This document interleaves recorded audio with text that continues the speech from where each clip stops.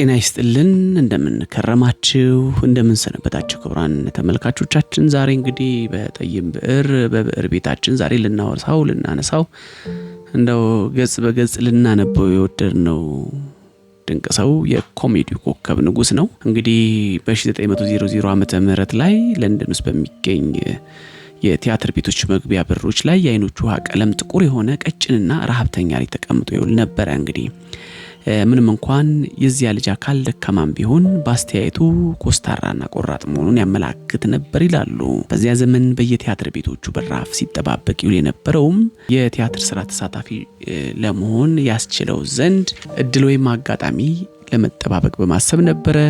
ድምጻዊው ተጫዋችና ዳንኪረኛ ሊሆን ይችላል ተብሎ ያመነውም አልነበረም። ወላጆቹ እንግዲህ የቲያትር ቤት ባለሙያዎች ነበሩ። ምንም እንኳን የልጅነት ወራት እጅግ አሰቃቂዎችና ከባድ ቢሆኑበትም ሰዎችን በማሳቅና በማዝናናት ከፍተኛ ገቢ ለማግኘት መራሩን ኑሮን ጣፋጭ ለማድረግ እንደሚችል ጽኑ እምነት የነበረው ግለሰብ ነው። እንግዲህ ዛሬ ማውሳችሁ የዚህ ቀጭን ኮሳሳና አይነ ደረቅ ልጅ ስምም በወቅቱ ዝነኛ ይሆናል ብሎ ያላሰበው ቻርልስ ቻፕሊን ነው።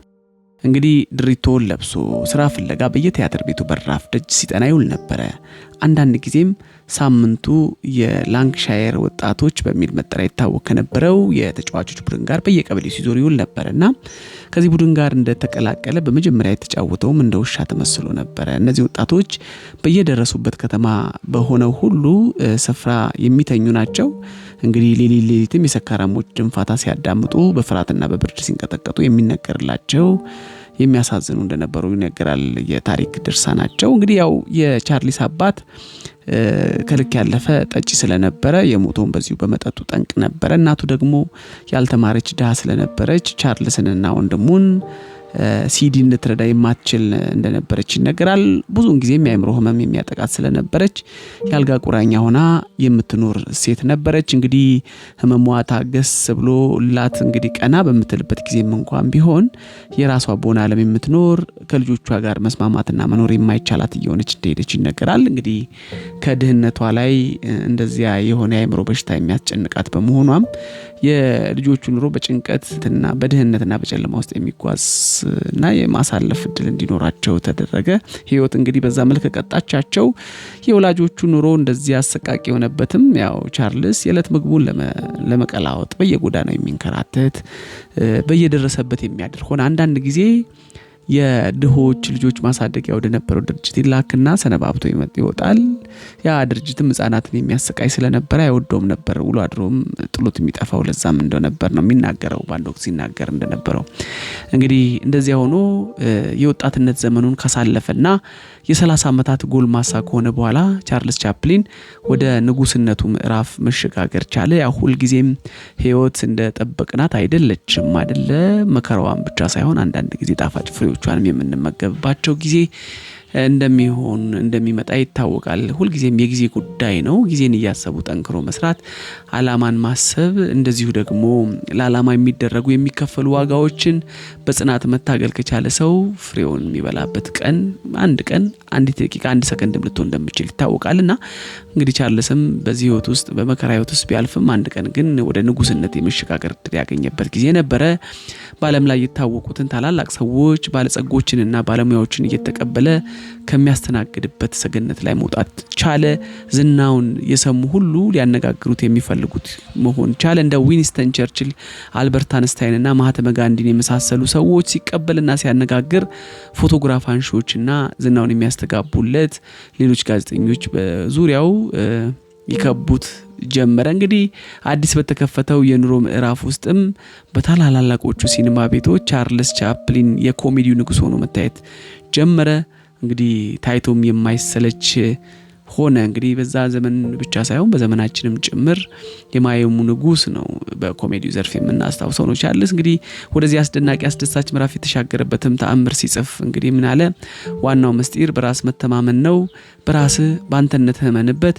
በዚህ በወጣትነት ጊዜም ቢሆን በህይወቴ ለማቆየት የዕለት ምግብ ለማግኘት ስንከራተት በነበረበት ዘመንም ቢሆን ይላል በዚያች በድሆች ልጆች ማሳደጊያ ድርጅት ውስጥም እኖር በነበረበት ጊዜም ቢሆን እንደዚያ ከርታታና ጠመንማና በነበርኩበት ጊዜም ቢሆን በዓለም ላይ ተወዳጅና ታላቅ ተጫዋች ሊሆን እንደምችል ራሴን በራሴ አስተምረው ነበር። በራሴ ላይ ባልተማመን ኖሮ ድራሼ በጠፋ ነበር ብሎ በአንድ ወቅት ስለ ህይወት ታሪኩ ሲናገር በስፋት ጽፏል። እንግዲህ ሲኒማ ቤት የሚያዘወትሩ ሰዎች የቻርልስ ቻፕሊንን ፊልም ሳይመለከቱ እንደማይቀሩ እናውቃለን። የእርሱ ፊልሞች ተመልካቾቻቸውን ሳቅ በሳቅ እያደረጉ በሳቅ እያስለቀሱ የብዙዎቹን ጉንጮች ሳቅ በሚፈልቀውም በአንዲርሱ አድርጓል። ያ ኮስማና ባለ ጥቁር ሪዝ አይነ ሰፋፊ ሰውዬ ጥቁር ክብ ባርኔጣውን ደፍቶ የእርሱን ቁመት የሚያክል ጫማ ተጫምቶ በፊልም ብቅ ሲል የተመልካች ልብ በሳቅ መፍረስ ይጀምራል። እንግዲህ ከዚያም እንደኛው አደጋ ወደ ሌላው አደጋ መሸጋገር ይጀምራል።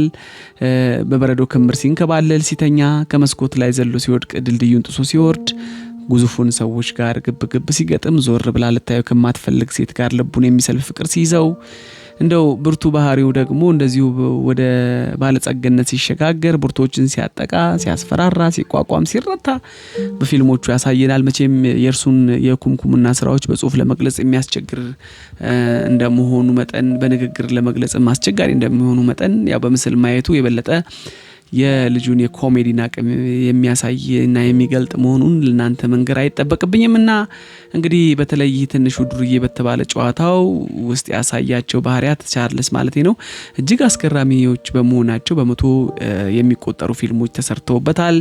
በዚያ ፊልም ኮከቡ ተጫዋች አንድ ምስኪን ነው። እንግዲህ ብዙ ስህተት ይሰራል፣ በየጊዜው ጭንቅ ውስጥ ይገባል፣ ምንም ጊዜም ስለ ትልቅነቱ ያልማል። ከደረሰበት አሰቃቂ ሁኔታ ለማምለጥ በሚያደርገው ጥረት ተመልካችን በሳቅ የሚያፈነዳ ነው። እንግዲህ አስገራሚና ድንገተኛ በሆነ መንገድም ከአዘቅቶ ውስጥ ይወጣል። እንደዚህ የሚጣጣረው ምስኪን ይህች ጨካኝ ዓለም ይህች ህይወታዊ ጉዞ ፈጽማ እንደማትጠፋው የሚያሳየ ነው። እንግዲህ ያድሃ ከርታታና ቀላዋጭ ልጅ ላለመረታት ላለመጥፋትና ላለመውደቅ ያደረገው ትንቅንቅ በትንሹ ዱርዬ ፊልም እናየዋለን። እንግዲህ ትንሹ ዱርዬ ህፃን እንደመሆኑ መጠን ደካማ ባህሪ፣ ፍርሃትና ቂልነት ይተናነቁታል። ግን ተስፋ አይቆርጥም፣ አይረታም። የእንግሊዘኛ ቋንቋ ችሎታ የሌላቸው እንኳን ቢሆኑ የቻርሊን ፊልም ገና መመልከት ሲጀምሩ ሳቅ በሳቅ ይሆናሉ። ምክንያቱም አብዛኛው ጊዜ በዝምታ ታፍነው ይኖራሉና ነው። እንግዲህ ወይም ዝናውን ሰምተው ፊልሙን ደግሞ ለማየት በጉጉት ኖረዋልና የቻርልስ ፊልም ለመላው ዓለም ህዝብ ግልጽ ሆኖ ወለል ብሎ ሊታይ ከሚችል ድርጊቱ ብዙዎችን አነጋግሯል፣ አጫውቷል። ቻርልስ የእርሱ አይነት የንቅናቄ ድርጊትና የምልክት ትርኢቶች ዛሬ በመላው ዓለም የሚታወቁ ይሆኑ መጥተዋል። ከማንኛውም ቋንቋ ይበልጥም ዓላማቸውን የመቱ መልእክታቸውን ያደረሱ የአዲስ ትውልድ አዲስ ቋንቋዎች ሆነዋል ማለት ይቻላል። ቻርልስ እንግዲህ ደንዳናውና ጥቁር አይነ ቆቡን ወደ ላይ ሲሰበስበው እነዚያን ጉላ አይኖቹን ሲያንከባልላቸው ልዩ ፍጥር ያስመስሉታል። ኮቱን ይዘረጋና ዱላው ላይ ይንጠለጠልና ወደ አየር ለመምጠቅ ይሞክራል። ከአጥቂ ጠላቶች ለማምለጥ ከወፍራም ሴት በስተኋላ ሲደበቅ ወይም በጠረጴዛ ስር ሲንፏቀቅ ተመልካቾችን በእንባ በማጠብ ፈገግታን የሚያጭር ሰው ነው። እንግዲህ ደግሞ የጉብዝናው መንፈስ ለማሳየት የሚሰለፍበት መንገድ ህሊናውን ስቶ ከወለል ላይ ሲዘረጋ የድሪቶን አቧራ ያራግፍና ታላቅ ስነ ስርዓት በሚከበርበት የመኳንንት ስብሰባ ላይ ተካፋይ ለመሆን ሲሞክር እንደዚህ ያያለ አሰላለፉ ወፍራም ጌታ ይተቃናላትና እጅግ አስፈላጊ ሰው ሆኖ ለመታየት የሚጣጣርበት መንገድ በዚያኛው አቀራረቡ ያልሆነው ወይም ሊሆን የማይችለውን ለመሆን ሲጣጣር ከሰጠምንበት የሳቅ ዓለም መልሰን እንድንገባ የሚያደርግ ግሩም ሰው ነው። እንግዲህ ስለ ቻርልስ ቻፕሊን ስናነሳ ሳቃችንን ይቀንሳል ማለት አይደለም። እሱ የሳቅ ንጉስም ነው። እንግዲህ ቻርልስ እንደዚህ በየባህሪያቱ እየተለዋወጠ እየተመሰለም የሚያቀርብልን ትዕይንቱ በሳቅ ሲያስፈነጥስ ቆይቶ ኩርምት የሚያደርግ ቅሪታ ውስጥ የሚወስድ ድርጊቶችን በመፈጸም የሚታወቃል። የተዋጣለት ባለሙያና ከበርቴም ሊያደርገው የበቃው የቻርሊ ቻፕሊን ሚስጥሮች በርካቶች ናቸው። በፊልሙ ዘንድ ህይወትን የተጋፈጠበት መንገድ በተለይ ደግሞ ትንሹ ዱርዬ በተባለው ካራክተር ጨዋታ ለመስራትና ለማሳየት የበቃው ባልታሰበው አጋጣሚ እንደነበር ይነገራል። በወጣትነት ወቅት ወንድሙን ይዞ ወደ አሜሪካ ተመልሶ መጥቶ ነበር። እንግዲህ በአንድ አነስተኛ የቲያትር ተጫዋቾች ቡድንም ውስጥ ተቀጥሮ በየከተማው እየተዘዋወረ መጫወት ጀምራል። እንግዲህ እንደዚያ ሆነው የዕለት ምግባቸውን ሲያስገኝላቸው በነበረ ድርጅት ውስጥ እየሰሩም ሳሉ ፊልም ሲሰራ የነበረ አዲስ ካምፓኒ እድል ሰጥቶት እንግዲህ ይቀጥራቸዋል። የቻርሊም ጨዋታ በፊልም መቅረብ ሲጀምር ወዲያውኑ ዝናና ጸጋን ያተረፉለት እድል ተከፈተ። በተነሳቸው ፊልሞች በጣም ተወዳጅ መሆን ቻሉ። ሰዎችንም ለማሳቅ ያደርገው የነበረው ጥረት ሁሉ እየተቃናለት መምጣት ቻለ። እንግዲህ ሌሎችን ተመስሎ የሚጫወታቸውን ሁሉ የሳቅ ፈጣሪና የሀዘን አስተባባሪ የሆነ እንዲታይ አድርጎታል። ትንሹ ዱርዬ በተባለው ፊልሙ ውስጥ የለበሰው ልብስ የሁል ጊዜም ልብሱ የሆነ መጣ። እንግዲህ ትዕይንቶቹ ዝነኛ የሆኑ የመጡለትም ገና ከመጀመሪያው ጀምሮ ስለነበር በመጀመሪያ የሰራቸው ፊልሞች ግን ብዙም ታሪካዊነት የለውም። ከድርጊቱ ወደ ድርጊት የሚሸጋገሩ ፊልሞች ነበሩ። በኋላም ኮስማናን ሰውዬን ሲሮጥ ከጠላቶች ሲደበቅ አንዳንዶች ጊዜም ጠላቶችን ለማጥቃት ሲወጣ በከተማ ጎዳናዎች የሽምጥ ሲሮጥ በወንዝ ውሃ ላይ ሲንሳፈፍ ወይም ፈጽሞ ሊሆን የማይችለው ነገር ሊሰራ ሲሰለፍ እነዚህ ድርጊቶች በተመልካች ልብ የማይረሱ እየሆኑለት መጡ። አንዳንድ ጊዜ እጅግ ረጅምና ወፍራም የሆነ ሴት ታቅፎ ሊያነሳት ያደረገው ሙከራ ተመልካቾች ህዝብ ከዳር እስከ ዳር በሳቅ የሚያስተኛም ነበረ። እንግዲህ ቻርልስ ቻፕሊን እድሜው 35 ሲሞላው በዓለም ላይ ዝናው ያስተጋባ ታላቅ ሳቅ ፈጣሪ መሆኑን ማስመስከር ቻለ። በተለይ በተጫወተባቸው ፊልሞች ሁሉ በብዙ ሺህ የሚቆጠሩ ዶላሮችን ሰበሰበ። እያደረም የራሱን የፊልም ካምፓኒ አቋቁሞ ራሱ ፊልሞች መስራት ጀመረ። በየደረሰበት ሀገር ህዝብ በሰልፍ የሚቀበለውና የሚያከብረው ባለሙያ መሆን ቻለ። ያ በሲኒማ በር ላይ ተኝቶ ወድቆ እያመሸ እያደረ ለዓላማው የተጋ የነበረ አንድ ታዳጊ ማለት ነው። እንግዲህ የረፍት ጊዜውን ሁሉ ለስራ የመደበ ሰው ነበርና የሚዝናናበት ጊዜ ሳይኖረው ከጥቂቶች ወዳጆቹ ጋር ለጥቂት ሰዓታት የሚነጋገር ብቻ እንደሆነ ነበር የሚነገርለት። ስለዚህም ይሆናል ያ ትንሹ ዱርዬ ከተጫወታቸው ፊልሞች ሀዘን የሚጫጫነው መሆኑን በይበልጥ ሊያሳየን የሞከረው። ያ ኮስማናው ሰውዬ እንግዲህ ከምግብ የላቀ ከጎጆም የበለጠ ነገር መመኘት ጀመረ። የፍቅርን እሸት የምትሰጠው በፍቅርም የምታስረው በፍቅርም የምትገዛው ፍቅረኛ ማግኘት ፈልጎ ነበረና ይህን ነገር እጅግ ተወዳጅ ከሆኑ ፊልሞች ዘ ጎልድ ሩሽ በተባለው ፊልሙ ያሳየናል። አንዲት ወጣት ያን ምስኪን ሰውዬ ትጫወትበታለች፣ ትቀልድበታለች። በመጀመር ስለ እርሱ የምታዘን መስላ ትታየዋለች። ልትረዳውና ልታጽናናው ትሞክራለች። እርሱ ግን በፍቅሯ የተረታችለትን የወደደችው መስሎት ልቡ ይጠፋላታል። ያቺ ሴት ግን በከተማዋ ብርሃን ስትታይ አይነ ስውር መሆኗን ያውቅባታል። ወጣቷ አይነ ስውር በመሆኗ የምታባብለው ሰውዬ ለይታ ባለማየቷ እጅግ ደስ ያለው በጣም አስገራሚ የሆነ ሰው እንዳፈቀረች ሆኖ ሲሰማት ይኖራል። እንግዲህ ቆይታ አይኖቿ ሲበሩላት መስኪኑን ሰውዬ ታየዋለች። ምን አይነት ቂላቂል ፍጡር እንደሆነ ትረዳለች። እንግዲህ ቻርልስ ሀዘን ያለብሰውና ይኮማተራል። ትረካውም ይሄ ነው። እንግዲህ በኮሜዲ ሸፋፍኖ ያቀረበልን የተረካው የሰው ልጅ ፍላጎትና ምኞት በጥልቀት የሚያሳስብና የሚያሳየውን ከኮሜዲነቱ መሪነቱ ጎልቶ የሚታየው ሆኖ ይሰማናል። ቻርሊ በአይምሮ ተቀርጾ ሲያናውዞ የነበረውን የፍቅር ጥማት ለማርካት ደጋግሞ ትዳር ይዟል። በሀብት ተራራ ላይ ቢቀመጥም በመላው ዓለም ስሙ ቢገንም ፍቅርን በወጣትነትም ሆነ በጎልማስነቱ ሊያገኘው አልቻለም። በፍቅር ከመርካቱ በፊት እድሜው እየገፋ ሄደ። በመጨረሻም እንግዲህ ኤገን አልኔል የተባለውን አሜሪካዊ ደራሲ ልጅ ኦአናን አገባ። የመጨረሻው ጋብቻም ሆነለት። እንግዲህ ከዚህ በኋላ 40 ዓመታት ሙሉ የነበረውን ታላቅ ከበርቴና ዝነኛ የሆነበትን አሜሪካን አስጥላው ከዚያ ባለቤቱንና ጓዙን ጠቅልሎ ወደ ስዊዘርላንድ ገባ። የአንድ ሀገር ዜጋዊ ነዋሪ ከመሆን ይልቅ የመላው ዓለም ዜጋና ነዋሪ መሆኑን አሳወቀ።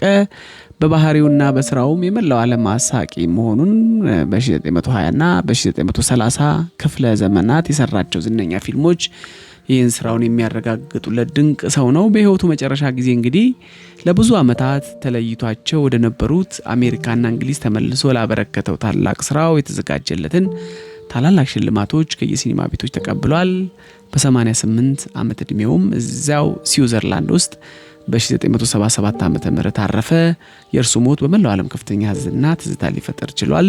ስራዎቹ ግን ዛሬም ድረስ ለዘመናት እየታዩ ሰዎች ፈገግ የሚያሰኙ ፈገግ ቋንቋ ሳይገድባቸው በድርጊቶች የተገለጡ ፊልሞቹ ለማይን ፊልሞች መነሻ የሚሆኑ ናቸው ማለት ይቻላል። እንግዲህ ቻርልስ ቻፕሊን ድህነት ሳይበግረው አባቱን እንግዲህ ያው በመጠጣትና በድህነት ሱስ ውስጥ በህይወት ቢያጣም እናቱ የአእምሮ ህመምተኛ ብትሆንም እሱ ግን እንግዲህ ለዓላማው አንድ ወንድሙን አንጠልጥሎ መከራ የከፈለ ዋጋ የከፈለ በተለያዩ ድርጅቶች ውስጥ እንግዲህ ለመኖር የታገለ የሞከረ በመኖርና በመታገል ውስጥ ግን ዓላማውን ሳይሰራ ዓለምን የናጠ በዓለም ላይ ስሙን አስከብሮ አኖሮ እንግዲህ በርካታ ሽልማቶችን ሰብስቦ በህይወቱ ያለፈ ድንቅ ሰውን ዛሬ በጠይም ብዕራችን ልናነሳው ወደናል። በርግጥ እንግዲህ ጠይም ብዕራችን እንደዚህ አይነት ሰዎች በብዕር እና በመልካም ስራ ያሰፍሯቸውን ታሪኮቻቸውን የምናወሳበት እንደመሆኑ መጠን ለቤታችን አዲስ ይሆናችሁ ሌሎችም በብዕር አንድምታ ልናነሳቸው ልንነግራቸው ግልጽ ልናነብላቸው የምትፈልጓቸውን ታሪኮች ሐሳቦች ባለ ታሪኮች ተጠቁሙን ዘንድ እየጠየቅን አብራችሁን ስለነበራችሁ ከልብ እናመሰግናለን። ጤና ይስጥልን።